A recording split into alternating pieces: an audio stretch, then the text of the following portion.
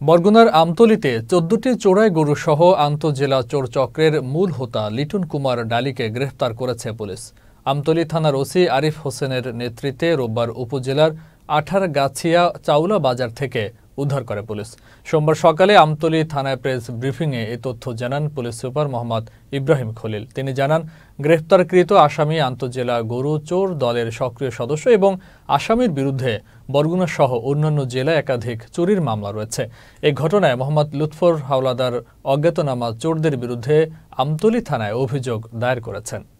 একটা সংঘবদ্ধ চোর চক্র এই 4টি গরু চুরি করে। যখন আমাদের কাছে এই খবরটা আসে, অফিসার ইনচার্জ আমাকে জানালে আমি তাকে নির্দেশনাতেই চোরাই গরু উদ্ধার এবং আসামি গ্রেফতারের আমার নির্দেশনা মতো অফিসার ইনচার্জ এবং আমতলী থানার অফিসার ও ফোর্স তারা তৎপর হয় এবং তাদের তৎপরতার কারণে তথ্য প্রযুক্তি এবং সোর্স ব্যবহার করে 1 তারিখ 4:35 মানে 1 ঘন্টার মধ্যে এই 4টা গরু আঠারগাছিয়া চাউলা বাজার হতে চোরসহ 4টা গরু উদ্ধার করা হয়।